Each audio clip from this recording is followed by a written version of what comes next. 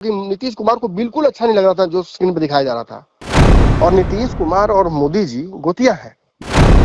जी तो जहां एक तरफ ये सारी चीजें चल रही हैं, वहीं इस बैठक में भी वही हुआ जो एक्सपेक्टेड। विचित्र बात यह है कि आज तो नीतीश कुमार को उस बैठक में जाना ही था जी और आज तो ये कंफर्मेशन मिल चुका था कि वो बैठक में रहेंगे, जी लेकिन वहां भी से भी वो चल निकल गए वहां से जी कि इसी तरीके से बेंगलोर वाली बैठक से वो भागे थे बिल्कुल और पिता बिल्कुल पुत्र लालू यादव और दोनों को तेजस्वी छोड़ यादव को दिया। छोड़ दिया था। जी ऐसे ही आज उन्होंने सम्राट चौधरी और विजय सिन्हा को छोड़ दिया। जी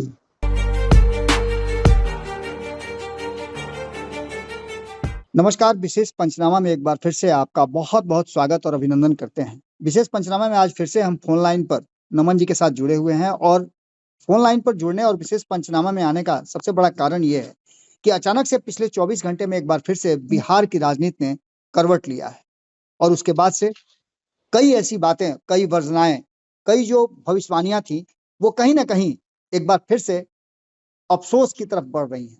ऐसा लग रहा है कि जैसे बिहार में कुछ बड़ा होने वाला है और इसका सबसे बड़ा कारण जो सबसे बड़े चाणक्य कहे जाते हैं बिहार की राजनीति के, नीतीश कुमार है। नीतीश कुमार दिल्ली गए हुए थे और दिल्ली में उन्हें 2 दिनों की बैठक में शामिल होना था, लेकिन दोनों ही दिन ऐसी खबरें आई जिसने कहीं ना कहीं इस बात की तरफ संकेत दे दिया कि क्या नीतीश कुमार फिर से नाराज हैं? बिहार में कोई बड़ा राजनीतिक परिवर्तन होने वाला है? क्या नीतीश कुमार नाराजगी इतनी बढ़ गई है कि वो बौखलाहट की तरफ बढ़ रहे हैं? और इसके साथ साथ अभी और भी बहुत सारी बातें हैं कि नीतीश के आने से पहले जनता दल यूनाइटेड ने प्रेस वार्ता बुला करके एक और ट्विस्ट ला दिया है इस पूरे बिहार की राजनीति में, जो वर्तमान परिस्थिति बनी है और पिछले 24 घंटे में जो बदला है, इन सब को लेकर के। इन्हीं सब विषयों पर बात करने के लिए नमन जी हमारे साथ जुड़े हुए हैं। नमन जी, सबसे पहले तो नीतीश कुमार जिस तरह से कल नीति आयोग की बैठक में नहीं गए, जबकि उनको जाना चाहिए था। बिहार को विशेष राज्य के दर्जा से लेकर के विशेष पैकेज देना है, चुनावी वर्ष है, बहुत सारी ऐसी बातें थी जो नीतीश कुमार को वहां बैठकर करना था, लेकिन नीतीश कुमार उस बैठक से ही अपने आप को अलग कर लिए। इसके पीछे की रणनीति और कारण क्या नजर आता है? जी बाबा, जी देखिए, कहीं ना कहीं नीतीश कुमार का जो रवैया रहा है यह चौंकाने वाला जरूर है, लेकिन चूंकि हमने कई बार नीतीश कुमार को इस रवैये को देखा है, जी हम उनके राजनीतिक क्रियाकलापों और उसके द्वारा दिए गए संदेशों को समझते आए हैं आज तक, जी इसलिए ये हमारे लिए बहुत चौंकाने वाला नहीं है। जी जी रही बात नीतीश कुमार के इस बैठक से निकल जाने की और कल नीति आयोग की बैठक में नहीं बैठने की, ये निश्चित ही नीतीश कुमार की चुनावी साल में एक ऐसी चरित्र है, एक ऐसा चेहरा है उनका जी जो जनता देखकर मुझे लगता है और उनके प्रति जो एंटी इनकम्बेंसी है वो बढ़ेगी। जी जी नीतीश कुमार को अगर भाजपा से साथ सत्ता में नहीं भी वो होते, तभी इस नीति आयोग की बैठक में उन्हें इंटरेस्ट लेना चाहिए था। जी जी ये एक्सपेक्टेड था उनसे बिहार के मुख्यमंत्री के तौर पर कि वो इस बैठक में रुककर बिहार की जो मांग है वो रखें, बिहार का पक्ष रखें, बिहार की कहानी सुनाएं, वो बताएं कि केंद्रीय योजनाओं को हमने किस तरह से इम्प्लीमेंट किया है और कहाँ और सुधार के गुंजाइश है। जी लेकिन वो नहीं गए। अमृतलाल मीणा बिहार के जो सचिव हैं वो गए, जी दोनों डिप्टी सीएम गए। विचित्र बात यह है कि आज तो नीतीश कुमार को उस बैठक में जाना ही था जी और आज तो ये कंफर्मेशन मिल चुका था कि वो बैठक में रहेंगे, जी लेकिन वहां भी से भी वो चल निकल गए वहां से। जी जी और जिस तरीके से निकले वो बड़ा चौंकाने वाला है। बिल्कुल बिल्कुल बिल्कुल पहले तो मंच पर हमने देखा कि नीतीश कुमार बड़ा असहज तरीके से और मोदी जी बड़ा असहज हो गए। जी बिहार के दोनों डिप्टी सीएम वहां मौजूद थे। जी नीतीश कुमार मोदी जी को कुछ कहना चाह रहे थे, बीच में ही बात काटना चाह रहे थे। जी मोदी जी कुछ अलग कामों में व्यस्त थे और उस स्थिति को पता नहीं कोई मैनेज कर नहीं पाया और जी लगा जैसे कि नीतीश कुमार नाराज हो गए। जी जी जिस तरीके से समझाने की वो कोशिश कर रहे थे मोदी जी को उंगली पर लिखकर हाथ पर, जी और मोदी जी ने देखा तक नहीं उस तरफ, जी जी और दोनों डिप्टी सीएम का चेहरा उस वक्त देखने लायक था। ना मोदी जी को वो इशारा कर सकते थे सम्राट चौधरी जी जी कि नीतीश जी कुछ कह रहे हैं देख लीजिए, क्योंकि उतनी उनकी ताकत नहीं है। जी ना ही नीतीश कुमार को रोक सकते थे ये करने से। जी जी और उसके तुरंत बाद मोदी जी भी वहां से कहा जा रहा है कि मंच से हट गए जी और बाकी मुख्यमंत्रियों से मिलने लगे। जी और नीतीश कुमार इसके 5 मिनट भी बाद तक नहीं टिके उस कार्यक्रम में, जी और जी नीतीश कुमार उठे और वहां से चल गए। बाबा प्रथम दृष्टया तो ये सीधे सीधे लग रहा है कि नीतीश कुमार नाराज हो गए। बिल्कुल बिल्कुल नमन जी, जिस तरह से वो बाहर निकले थे, गेट पर जो तस्वीरें सामने आई हैं, अंदर की तस्वीरों की बात आपने कर दी, लेकिन जी गेट पर जो बॉडी लैंग्वेज था और नीतीश कुमार को कोई भी बड़ा नेता, अब बड़ा नेता हम का मतलब ये नहीं कि मैं किसी को छोटा कह रहा हूँ, कोई जी भी जी। बड़ा नेता नीतीश कुमार को सी ऑफ करने के लिए नहीं आया गेट तक। कैसे कोई आएगा बाबा, अंदर बैठक चल रही थी। जी नीतीश के जाने के बाद भी दोनों डिप्टी सीएम वहीं रहे जी और बैठक चलती रही। उनके नेता नीतीश नहीं है, जी उनके नेता मोदी हैं। बिल्कुल आज बिल्कुल नीतीश के रहमो करम पर वो दोनों डिप्टी सीएम नहीं है, जी बल्कि मोदी जी ने उन्हें बनाया है। बिल्कुल बिल्कुल अंदर जाते समय हमने देखा संजय मयूख, तावड़े और सभी ने ग्रीन कारपेट बिछाकर, रेड कारपेट बिछाकर नीतीश जी को अंदर लेके गए। वो लोग निश्चित निश्चित रूप से बहुत भोकाल, मतलब एनडीए के सारे सीएम से ज्यादा भोकाल नीतीश कुमार का लगा।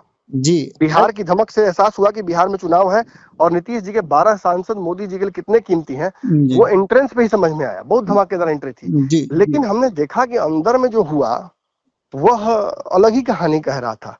या हो सकता है कि जैसा एक अलग ही अब स्थिति उत्पन्न हो चुकी है यहाँ। जी ऐसा लग रहा है देखने से कि नीतीश कुमार कभी कभी सार्वजनिक उपस्थितियों में इतने असहज हो जा रहे हैं कि ये एक अ, ऐसी अनअवॉइडेबल सिचुएशन हो जा रहा है जिसमें कोई कुछ कर भी नहीं पा रहा है। जी हमने देखा कि विजेंद्र यादव एक बार कार्यक्रम में उनका हाथ झटक देते हैं। जी हमने देखा कि संजय चौधरी कहते हैं कि सर हो गया चला जाए। जी हमने देखा कि कैसे विजय सिन्हा पत्रकारों को रोकने की कोशिश करते हैं। हमने देखा कि उनके आसपास, नीतीश कुमार के आसपास के लोग किस तरह से ये एहसास कराने की कोशिश करते हैं जी कि सब कुछ सहज है, लेकिन कुछ सहज होता नहीं है।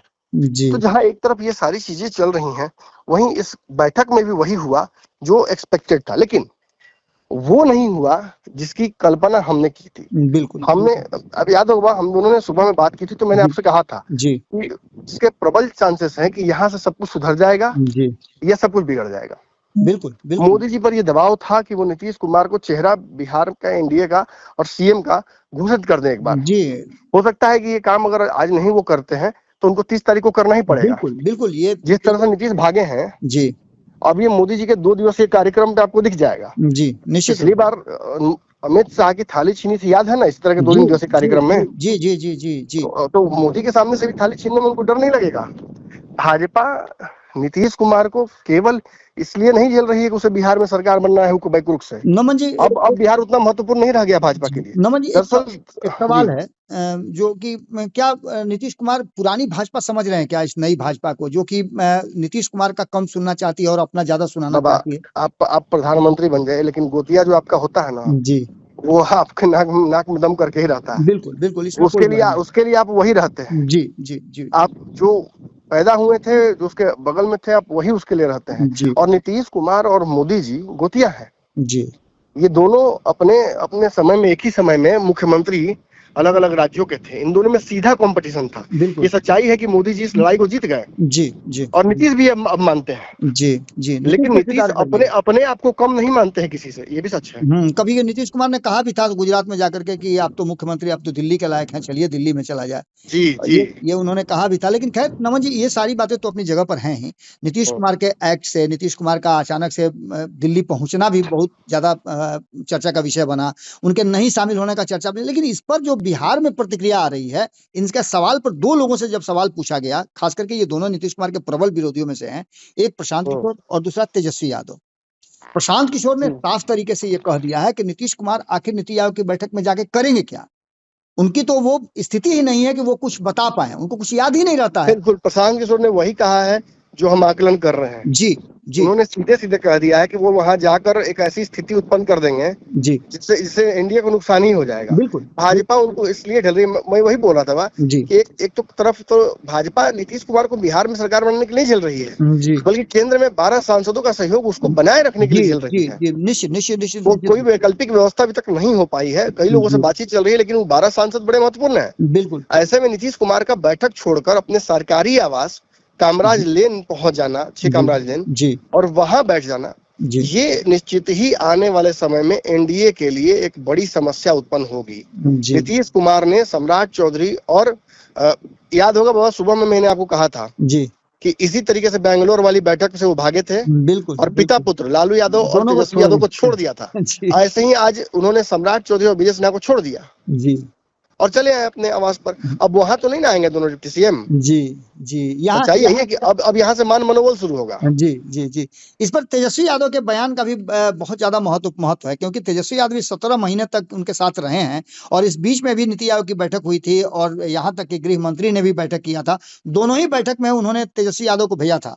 तेजस्वी यादव का कहना यह है नमन जी कि नीतीश कुमार को चाहिए था कि बिहार के हित में, बिहार के हक में, बिहार जिस मोड़ पे खड़ा है उस मोड़ पे उनको नीति आयोग की बैठक में बैठ करके बिहार की समस्याओं को बताना चाहिए था, लेकिन कहीं ना कहीं नीतीश कुमार ये चूक बहुत गए। अच्छी बात आपने कही हुआ, मैं इस पर ही एक्चुअली आ भी रहा था। जी देखिए केंद्र और नीतीश कुमार की देखिए योजनाएं बिल्कुल अलग अलग हैं। जी नीतीश कुमार कोई ऐसी योजना नहीं करते हैं जिसका क्रेडिट उनको ना मिले। जी बिहार के लोगों को मोदी जी अगर 1-1 करोड़ रुपया भी प्रति व्यक्ति देना चाहेंगे ना, जी तो नीतीश कुमार उसमें भी अड़ंगा लगाएंगे और कहेंगे कि ये क्रेडिट जब तक हमको नहीं मिला तब तक आपको देने नहीं देंगे। जी मैं स्पष्ट बोल रहा हूँ, एकदम सीधी बात बोल रहा हूँ।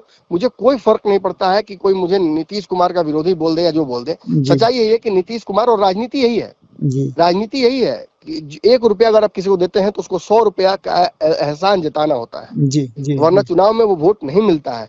और देखिए मोदी जी ने क्या किया, मोदी जी ने जल जीवन हरियाली, 7 निश्चय योजना, पंचायती सशक्तिकरण, कई बुनियादी ढांचों को प्रेजेंटेशन जो है वो दिखाया वहां पर, और नीतीश कुमार ने वो सारे कार्यक्रम देखे। जी। और मैं बता रहा हूँ आपको कि नीतीश कुमार को बिल्कुल अच्छा नहीं लग रहा था जो स्क्रीन पर दिखाया जा रहा था, नमन क्योंकि जी नीतीश कुमार को ये लगता है कि वो जी इससे ज्यादा काम कर चुके हैं। जी जी कौन सा 7 निश्चय नीतीश कुमार वाला, जी कौन सा पंचायत सशक्तिकरण नीतीश कुमार वाला, जी कौन सा बुनियादी ढांचा विकास नीतीश कुमार वाला, महिला सशक्तिकरण कैसा नीतीश वाला ना। जी मोदी का तो महिला सशक्तिकरण अभी तक नहीं आया है। मेरा मेरा तो मेरा बाबा सहन यही मैं कह रहा हूँ कि नीतीश जी कुमार इसी वजह से एकदम उनको अच्छा नहीं लग रहा था। ये जो बैठकें चल रही थी जी इसमें एजेंडा बिहार नहीं था, मेरा इसमें एजेंडा मोदी था। और जी बार बार मैं आपको कह रहा हूँ कि ट्रिपल फोल्ड सर्वे के बाद मोदी के चेहरे को आगे करने की भाजपा की एक रणनीति है, जी और जी उस रणनीति से नीतीश बहुत खुश नहीं है। जी नीतीश को लगता है कि सरकार बने ना बने, मैं तो लेकिन पलट के चला जाऊंगा ना राजद के साथ जब सरकार जी बनने की जरूरत पड़ेगी। जी तो जी जी जी तो भाजपा को इसी गपलत में रखना चाहते हैं, और वो जी चिराग को भी रखना चाहते थे, लेकिन जी चिराग पासवान ने 2020 में जो किया है उसके बाद उन पर अंकुश लगा पाना ये जी नीतीश के बस के बाहर की बात है। जी इसीलिए मैं आपको बोल रहा हूँ कि कहीं ना कहीं भाजपा को, वो भले ही भाजपा एक बहुत मजबूत बीस्ट बन गई है आज नीतीश के सामने, जी लेकिन जी उसके नाक में भी नाथ लगाकर उसे बांधने का जो बीड़ा नीतीश कुमार ने उठा लिया है, इसी कड़ी में आज उन्होंने अपने तेवर दिखाए, कल तेवर दिखाए। अब पटना में मोदी जी आएंगे जी तो कोई बड़ी बात नहीं है। नीतीश कुमार मोदी जी के तेवर को देखते हुए कि जी क्या वो सच में इस बैठक के बाद मनाने आए हैं या इस मैसेज को मोदी जी नहीं समझेंगे। अगर नहीं समझेंगे तो फिर तो नीतीश कुमार दूसरा दवाई दे देंगे जो दिया था पिछली बार थाली और खाने वाली मामले में मेरा अमित मेरा शाह को। मेरा मेरा मेरा 2 सवाल इससे जुड़ा हुआ है नमन जी। जी पहला सवाल ये है कि ठीक है, सारी चीजों को दिखाया, जैसा कि आपने बताया कि नीतीश कुमार पहले कर चुके हैं, इंटरेस्ट नहीं ले रहे थे, लेकिन मेरा सवाल जो है कि 2 एजेंडा पास किया गया है इस बैठक में। इन 2 जी एजेंडा में पहला एजेंडा था कि जो ऑपरेशन सिंदूर किया है प्रधानमंत्री नरेंद्र मोदी ने अपनी अगुवाई में, उसको लेकर के सेना को और प्रधानमंत्री नरेंद्र मोदी को बधाई देने का एक प्रस्ताव पारित हुआ था। ये तो चलिए मान लेते हैं कि उनका वो क्रेडिट था, उनको देना चाहिए था। लेकिन हाँ, तो इसमें दूसरा नीतीश कुमार का नाम लिखना चाहिए था ना। दूसरा जो नहीं, उससे भी बड़ी बात मैं बता रहा हूँ कि आप देखिए ये फूफा वाली जो बात आप कहते हैं अक्सर कि शादी में फूफा रूस जाते हैं, वो रूसने का कारण बहुत बड़ा नहीं होता। वो ये नहीं कि आप कहते हैं कि हमको आप सेहरा पहना दीजिए और हम ही सिंदूरदान करेंगे।